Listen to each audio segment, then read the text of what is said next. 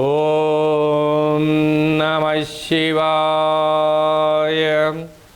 నమో నారాయణాయ.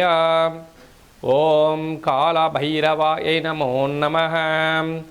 నమస్తే అస్తు భగవన్ విశ్వేశ్వరాయ మహాదేవాయ త్రయంబకాయ త్రిపురాంతకాయ త్రికాగ్నికాలాయ కాలాగ్నిరుద్రాయ నీలకంఠాయ మృత్యుంజయాయ సర్వేశ్వరాయ సదాశివాయ శ్రీమన్మన్మహాదేవాయ నమో నమః.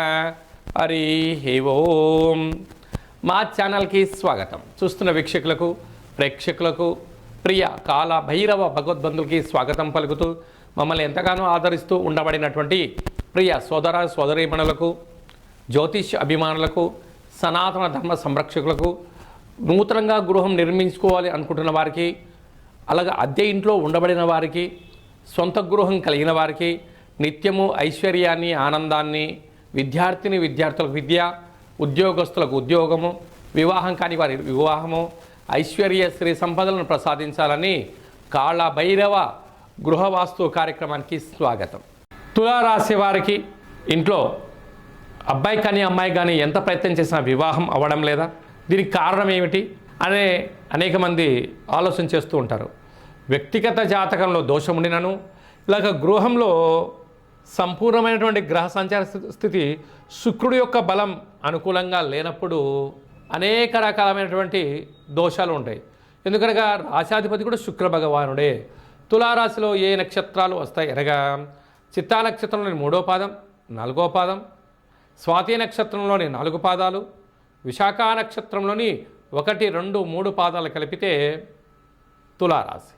రాశాధిపతి శుక్ర భగవానుడు కనుక ఈ రాశికి సంబంధించిన రాహు వీళ్ళని ఎక్కువ ప్రశాంతంగా ఉండనివ్వడు.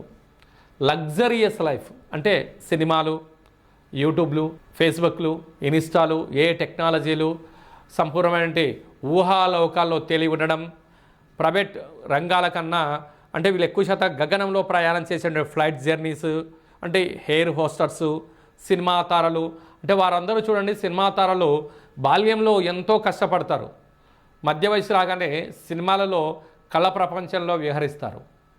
అంతిమకాల సమయంలో చూసాం మనం, అనేక మంది సినిమా తారలను చూసాం, అనేక మంది రాజకీయవేత్తలను చూసాం. పరిస్థితులు ఎలా అంటే దుర్భరమైన పరిస్థితి ఉంటుంది. అంటే వీటన్నిటిని కూడా శుక్రుడు అనుకూలిస్తే ఒక విధంగా, అనుకూలించకపోతే మరో విధంగా ఉండడం జరుగుతుంది. చూడు, రాసులు పోసిన రాజ్యంలో జన్మించినటువంటి శ్రీరామచంద్రుడు జాతకంలో అనుకూలంగా లేక, పుబ్బా నక్షత్రంలో సింహరాశిలో జన్మించిన సీతామాత జాతకంలో శుక్రుడు అనుకూలంగా లేని కారణం చేత జీవితమంతను కూడా అడవి కాసిన వెనల్లాగా పట్టు పీతాంబరములతో బంగారు ఆభరణంతో అలంకరించుకున్న సాక్షాత్ మహాలక్ష్మి మాతనే అడవులమ్మడి తిరుగుతూ నారచీరలు కట్టుకుంటూ జీవనాన్ని పొందింది అని చెప్పి మనకు ధర్మం చెప్తుంది.